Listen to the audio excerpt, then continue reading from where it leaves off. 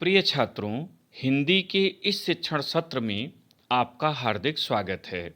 आज हम एकांकी खंड के अंतर्गत दीपदान एकांकी के प्रथम भाग का अध्ययन करेंगे। इसके लेखक प्रसिद्ध एकांकीकार डॉक्टर रामकुमार वर्मा जी हैं।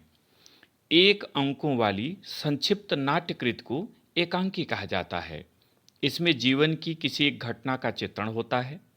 किसी जीवंत परिस्थिति को पात्र एवं घटना के माध्यम से आकर्षक रूप में उपस्थित करना ही एकांकी का मुख्य लक्ष्य होता है। आधुनिक युग के प्रथम एकांकी जयशंकर प्रसाद के एक घूंट को माना जाता है। आपके संशोधित पाठ्यक्रम में अब 2 एकांकी सम्मिलित हैं, दीपदान और लक्ष्मी का स्वागत।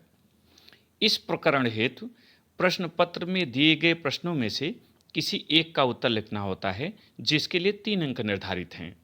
प्रश्न कुछ इस तरह से पूछा जाता है: दीपदान एकांकी का सारांश लिखिए, अथवा दीपदान एकांकी के आधार पर पन्नाध्याय का चरित्र चित्रण कीजिए। इस भाग में हम दीपदान कहानी के सारांश का अध्ययन करेंगे तथा दूसरे भाग में चरित्र चित्रण की चर्चा करेंगे। आइए सबसे पहले इस एकांकी के पात्रों का परिचय प्राप्त करें।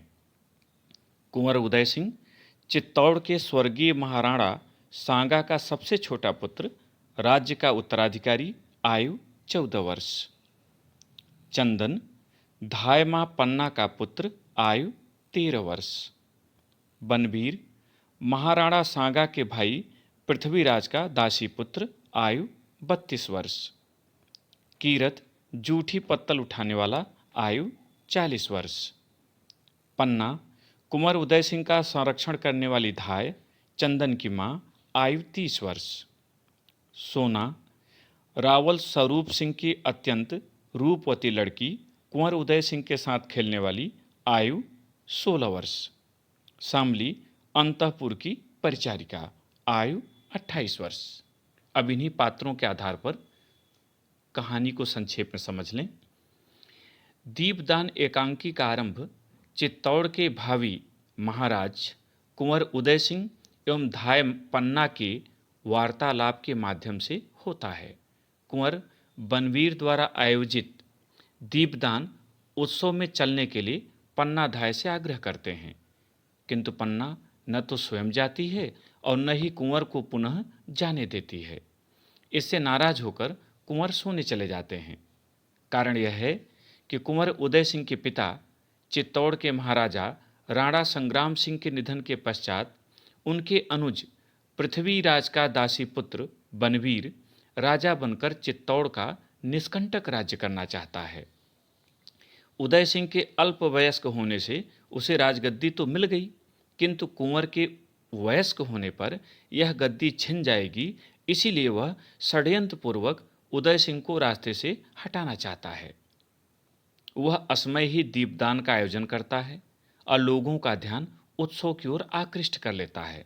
रात में धोखे से सोए हुए महाराणा विक्रमादित्य की हत्या कर देता है।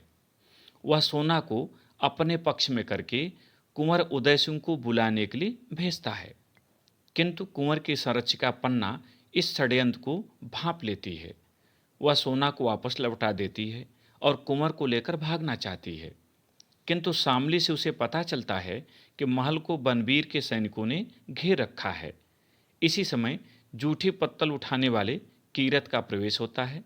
पन्ना मौके की नजाकत को देखते हुए कीरत की टोकरी में सोए हुए कुंवर को लिटाकर पत्तल से ढककर महल से बाहर सुरक्षित स्थान पर भेज देती है और अपने हृदय पर पत्थर रखकर अपने ही पुत्र चंदन को कुंवर के बिस्तर पर लिटा देती है।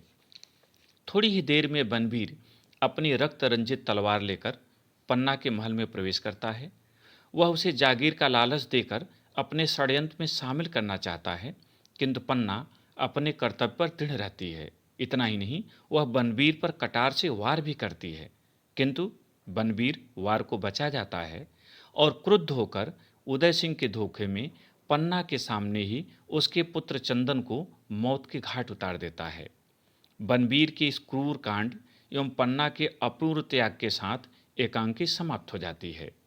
एकांकीकार ने धाय माँ पन्ना के चरित्र के माध्यम से यह व्यक्त किया है कि राष्ट्रहित के लिए व्यक्ति को अपने व्यक्तिगत हितों का बलिदान कर देना चाहिए, क्योंकि त्याग से मनुष्य महान एवं स्वार्थ लिप्सा से नीच बन जाता है।